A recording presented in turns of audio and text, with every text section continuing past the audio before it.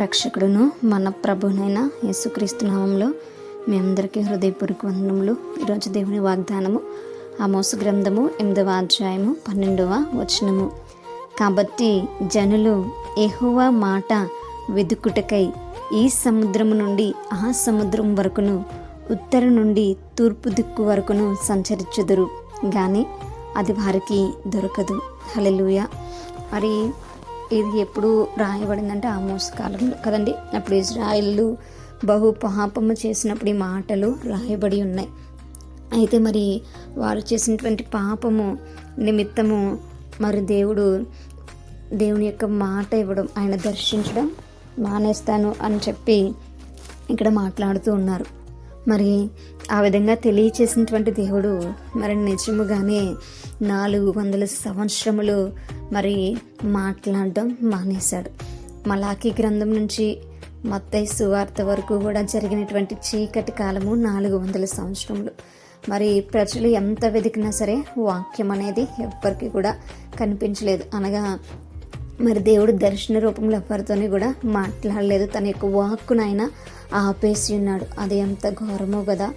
ఎందుకు అంటే అలాంటి పరిస్థితులు ఎందుకు వచ్చాయనంటే మరి ఇశ్రాయేలు కానీ యూదా జనాంగం కానీ మరి పదే దేవుని యొక్క మాటలను వినడం మానేసి మరి వ్యతిరేకంగా జీవించారు. కాబట్టి మరి వారి పాపము అధికమైపోయి ఉన్నది. కాబట్టి దేవుని వారు మరి పూజించడం, దేవుణ్ణి ఘనపరచడం మానేసి ఉన్నారు. కాబట్టి ఆయన తన వాక్కును నిలిపివేస్తున్నాడు.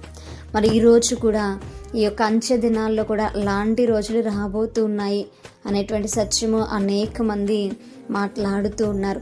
రాబోయేటువంటి కాలంలో వాక్యము దొరకదు అనేటువంటి మాటలు మనకు వినిపిస్తున్నాయి. కారణం ఏమిటి అని అంటే మన పాపము ఇంకా పెరిగిపోతూ ఉన్నది కనుక.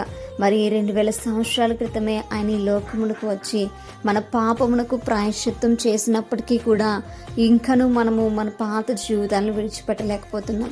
ఇంకనూ ఆయన రక్షకుడుగా అంగీకరించలేకపోతున్నాం. ఆయనకి ఇష్టమైనటువంటి జీవితం మనం జీవించలేకపోతున్నాం.